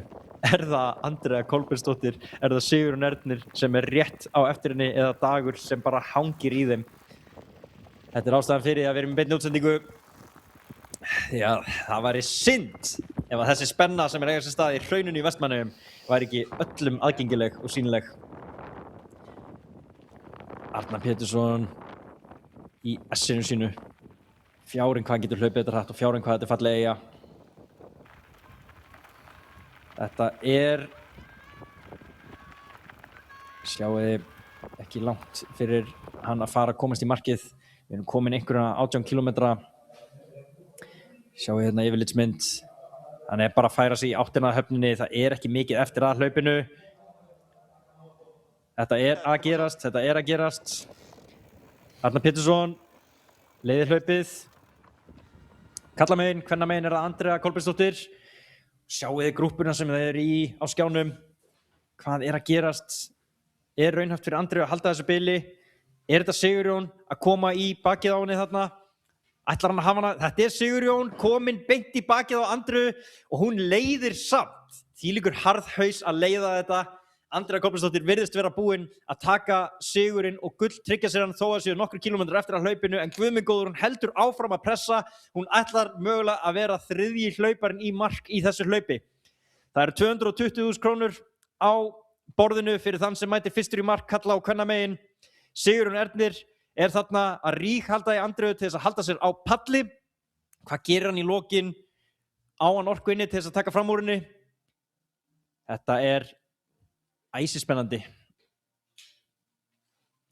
Ég ætla að senda hann Garp vinn minn út í spennuna, taka á móti fyrstur hlaupurum. Sjáuði Andrea og Sigurjón hlið við hlið. Ég get alveg lofað ykkur því. Það andað hátt þarna í þessu samfloti. Andrea millimeter fyrir framan Sigurjón. Djöfulsins senur þetta. Andrea búin að leiða gott ef ekki meira en helming af hlaupinu. Þarna mætast líka tveir mismunandi hlaupastílar. Við ætlum að fá senu af þeim. Sjáu þið hérna Andri og Sigurjón hlið við hlið. Af hverju leiðist þið ekki bara? Andrea Kolbeinsdóttir búin að setja pressuna á Sigurjón. Búin að halda upp í hraðanum. Sigurjón kominn í bakið á henni. Hvar eru næstu hlauparar? Það er spurningin. Nú eru þau komin inn í hraunið. Og hér er Arnar Pétursson að fara inn í grófasta hluta hraunsins. Það sem við sleppum honum og reynum að fá hann inn í dróna. Sjáu þið hann hérna. Rykkir upp brekkurnar. Þarna verður hraunið erfitt. Arnar Pétursson að leiða hlaupið. Sjáu þið hraunið, virðið þetta fyrir ykkur. Þetta er laust í sér, þarna er ekki þægilegt að taka beygjur, þarna er ekki þægilegt að spóla eða renna út af brautinu, þú þarft að vera skynsamur, en þú þarft að vera hraður, það eru 220.000 krónur undir, eins gott að þú takir allavega smá séns. Það er búið að brúa ykkur bil þarna. Sjáu þið Puffin Run, aðstandendur klikki ekki á því, gera þessa braut aðgengilega öllum, en alltaf er þetta utanmeðalhlaup og alltaf er þetta erfitt. Málið er bara, þetta verður ekkert auðveldara, þú verður bara hraðari. Arnar að láta Guðna Pál tökumann finna fyrir því. Ég held að það sé bara gott fyrir Arnar að finna fyrir einhverjum aðeins í bakinn á sér. Sjáu hann er þarna að berjast við, ná sínum besta tíma að hinga til. Þaulreyndur í Puffin Run, sprettir í gegnum hraunið, þvílíka senur. Sjáum hérna aftur. Sigurjón komið skrefinu á undan Andreu. Þannig Sigurjón er eins og stendur, þriðji hlauparinn. Ætlar að leiða þetta aðeins, draga Andreu með sér. Nú er bara spurning hvort að við förum að sjá annarkvort Þorberg Inga ná aðeins í bakið á honum Arnari sem virðist þjóta í gegnum hraunið. Horfum aðeins á Arnar hérna sína listi sínar, lítur við, sér engan nema tökumanninn. Ég held að Arnar viti að hann sé með þetta. 18 kílómetrar kominn, 2 kílómetrar eftir. Þarna er Arnar öllu kunnugur. Þetta er maðurinn sem að fór í göturhlaupaskóm í Laugaveginn, tætti skóinn af sér en vissi að hann væri hraðari. Ég gæti ímyndað mér hans að gera eitthvað slíkt núna og ég væri til í að sjá undir skóinn hans. Fáum að sjá hérna örstutt skot af Sigurjón Erni og Andreu Kolbeinsdóttir gera sig tilbúin til þess að fara inn í hraunið, þennan sama kafla og Arnar Pétursson er að hlaupa. En höldum okkur á Arnari. Þetta eru skot af fyrsta manni. Arnar Pétursson virðist vera að sigra Puffin Run 2026. Stórbæta tímann sinn að því er virðist. Nú er spurning hvort að við fáum Arnar í mynd í dróna. Fjárinn, þetta er almennilegt. Þetta er Arnar, sigla í gegnum hraunið, lækka sig niður að höfninni eða fjörunni og sigla síðasta, rétt tæpa 1,5 kílómetrinum heim.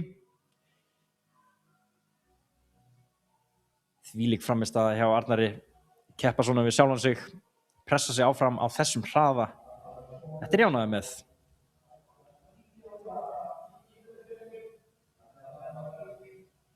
Skiptum yfir í Sigurjón og Andreu. Sjáum við þarna einhvern fyrir aftan þau eða eru þau búin að slíta sig alveg frá? Þvílík frammistaða hjá þeim. Þetta er samvinna sem ég fíla.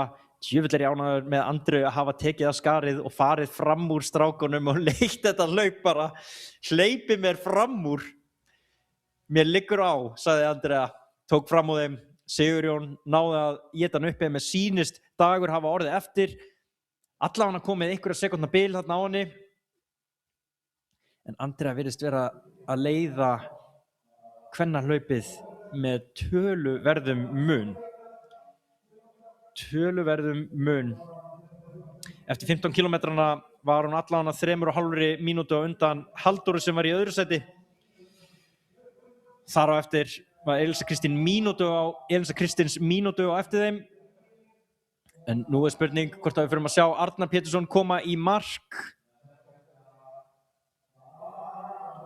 Ég þori ekki öðru en að stilla á hann fljótlega. Við ætlum að skipta hérna örstutt yfir á hann Þorberg Inga sem að hlaupa í gegnum hraunið.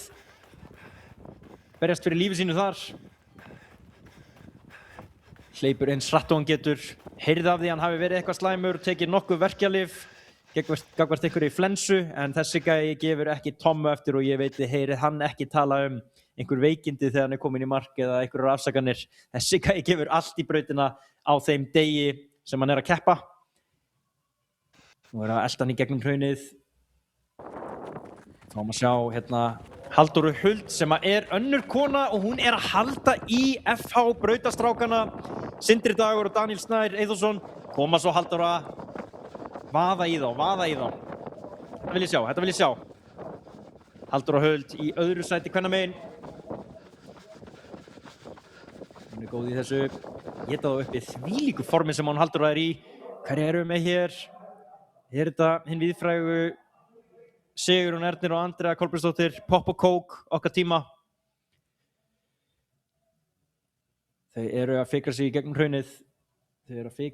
hraunið. Nú ættum við að fara að fá Arnar inn á ramma. Já, hann kominn niður á sandinn. Arnar Pétursson að sigla þessu heim. Puffinrun 2026. Þaulreyndur hlaupari, ef ég ætla að tala í breiðum skilningi, en þaulreyndur hérna í Puffinrun í eyjunni. Búinn að vinna þetta hlaup margsinnis, átti brautametið 2 ár, sló sitt eigið á sinn besta tíma í fyrra þegar hann lenti í 3. sæti 1:16:46, en ég held að sá tími sé löngu farinn út í veður og vind. Arnar sendan þangað sjálfur. Nú hann að hlaupa síðustu metrana í sandi og hrauni, koma sér inn á malbyggið þar sem að hann siglir heim sigrinum. 220.000 krónur bíða hans í markinu og heiðurinn og virðing þjóðarinnar. Sjáið þið hérna Andreu og Sigurjón í frábæri baráttu. Þetta held ég að sé hollt fyrir þau, fyrir Sigurjón að fá pressuna frá Andreu og Andreu að fá pressuna frá Sigurjón í gegnum nánast hálft hlaupið. Sjáið þau. Þetta líst mér á. Þau að þræða sig í gegnum hraunið. Þetta einhver myndi segja erfiðasti hluti hlaupsins. Arnar Pétursson búinn með þennan hluta hlaupsins. Sjáum hann þarna feta sig meðfram sjónum. Þarna vitið þið að Arnar á lítið í landi. Nánast sjáið Arnar og endamarkið í sömu myndinni. Sjáið Arnar, hann að ljúka hlaupinu, koma sér inn á þennan harða, slétta, fótfasta kafla. Ég reyndi að líka því með því að segja slétta því að það þarna brekka sem engum þykir ánægilegt að pressa upp. Nú bara spurning hvort Arnar eitthvað aðeins inni. Þið sjáu þennan gæja ekki byrja að labba eða hægja á sér þegar svona gengur. Ég held að hann pressa upp þessa brekku. Við fáum hérna annað skot á honum, koma til móts við Garp sem komin út á myndavélarnar. Þarna kemur hann, ber ofan. Þvílíka gripa sýningin sem þetta þvílíkur skrokkur, þvílíkur hlaupari. Arnar Pétursson að vinna Puffinrun í enn eitt skiptið. Og hoppar inn í mynd. Já, Garpur, nú komið að þér. Þegar Arnar Pétursson búinn að leggja sig allan fram og ætlar að uppskera eftir því. Hann að fara að sigra Puffinrun 2026 á sínum besta tíma. Hvort það verið brautamet, ég þori ekki að segja. Það verður að koma í ljós eftir örfáar sekúndur. En Arnar Pétursson hér með ótrúlega frammistuðu í ótrúlegu formi. Búinn að vera að æfa fyrir 100 km hlaup síðustu mánuðina. Keppir svo í þessu 100 km hlaupi. Og mættu núna til Vestmannaeyja, heimaey í Puffinrun 2026. Sjáið strákinn, siglir sigrinum heim. Og hver tíminn að fara að vera? Það víst, hann að fara að vinna þetta. Hann að fara að bursta Puffinrun. Hver verður tíminn? Arnar Pétursson sigra Puffinrun á 1:15:11. Þetta ótrúlega nálægt tímanum hans Hlins. Sjáið drenginn. Hann fagnar. Hann með stæla og ég fíla það. Þarna faðmar eitthvað barnan. Líklega þetta hans eigið, vonandi. eða eitthvað nákvæmlega honum. Ég ætla ekki að reyna að fylla inn í eyðurnar. Arnar Pétursson sigrar Puffin Run 2026, skal engan undra, þessi frábæri hlaupari. Andrea Kolbeinsdóttir að þræða sig í gegnum hraunið. Hvar er Sigurjón Ernir? Er hann farið fram úr henni eða er hún búin að missa hann frá sér? Er hún á undan honum mögulega? Hvern fáum við næstan inn? Hvern fáum við næstan inn? Miðað við millitímana ætti þetta að vera Þorbergur Ingi Jónsson sem hann kemur þarna. En við höfum ekki séð til hans í smá tíma. Garpur fer hérna á mótunum og sækir hann, en við erum með Andreu Kolbeinsdóttir, fyrstu konu í rammanum, og þarna kemur Þorbergur Ingi rétt á eftir Arnari á sprettinum. Flottur tími hjá Toppa, virðist vera hlaupari númer 2 í dag.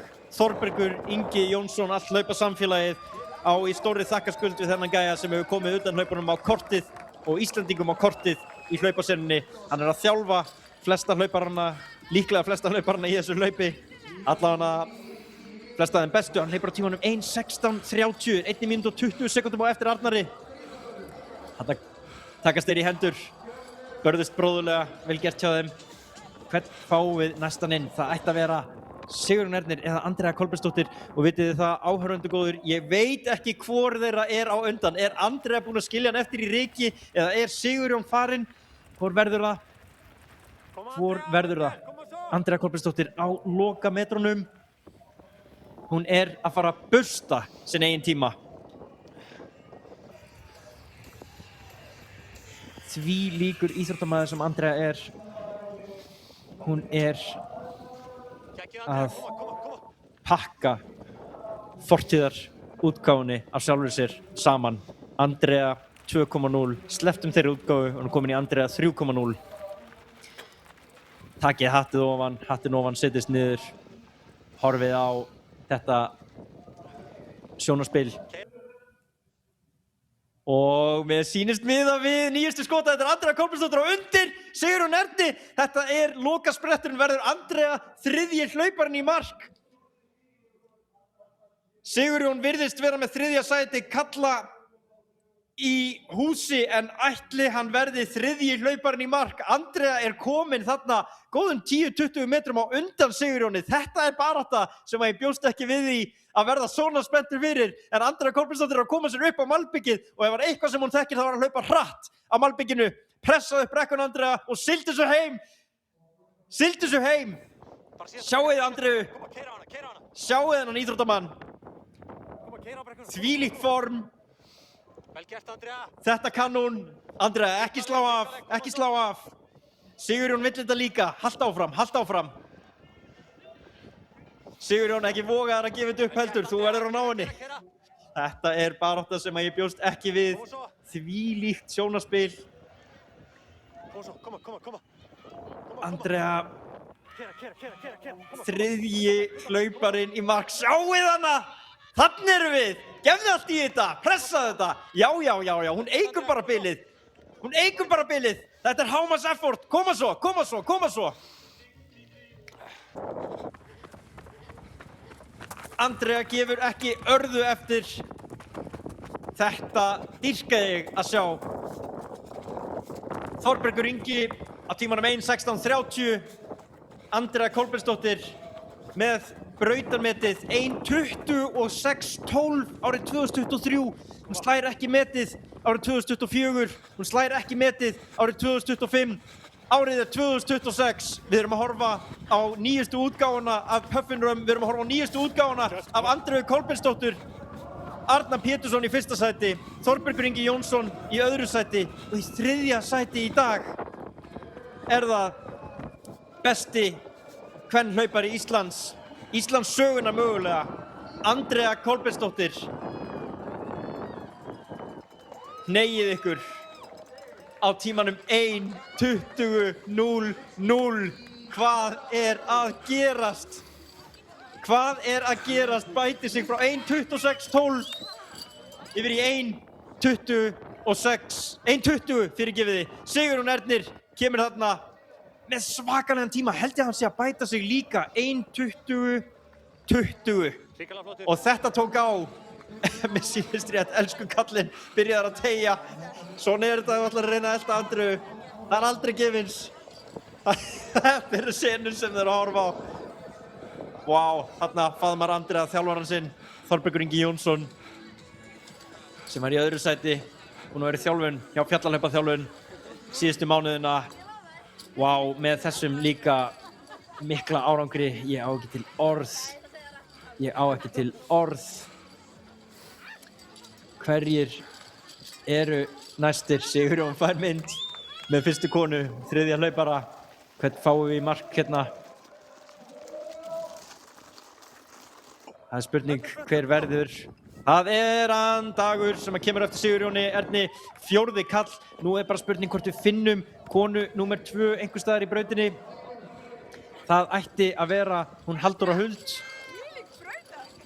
Halldóra Huld að eiga sömuleiðis hlaup lífsins, þvílíkt form sem hún er komin í. Það eru 5 hlauparar komnir í mark og 1 kona. Það er hún Andrea Kolbeinsdóttir og nú bíðum við eftir konu númer 2. Ef að allt er eðlilegt þá er það Halldóra Huld Ingvarsdóttir. Síðan er það baráttan þriðja sæti kvennamegin. Það er Elísa Kristinsdóttir og Íris Anna Skúladóttir. Og við erum í þessum töluð að senda myndatökumenn okkar á eftir þeim. Nú er bara spurning hvenær við finnum þau, hvað þau eru langt á eftir. Og þið, alveg eins og ég, búið við sömu óvissu. Hver birtist okkur á undan? Er það Halldóra? Er það Elísa? Er það Íris Anna? Það kemur í ljós. Hver kemur hér? Ég verð að viðurkenna, ég sá það ekki. Erum við ekki öll mennsk? Koma brautarhlaupararnir þarna. Þetta sýndist mér vera Sindri Dagur Birnisson. Og inn í myndina kemur Halldóra Huld, önnur kona. Þvílík frammistaða hjá Halldóru og þvílík sigling á henni. Þetta er þessi ótrúlega óþægilegi lokakafli. Þú getur farið hann svo hratt en þú ert búinn að fara svo langt og erfitt undirlag fram að þessu. Þú verður bara að láta þig hafa það. Þú veist að þetta er að vera búið. Það er verið að elta Halldóru. Sýndist að vera Daniel Snær. Sindri Dagur þarna á undan henni.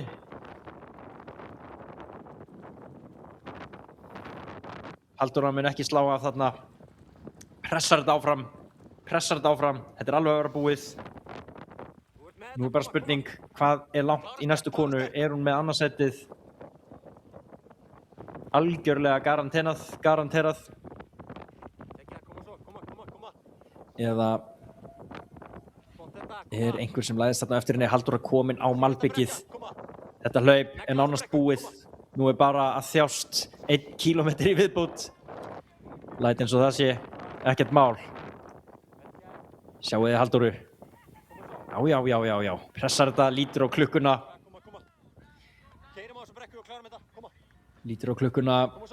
Halldóra Huld siglir hérna heim öðru sætinu í Puffin Run.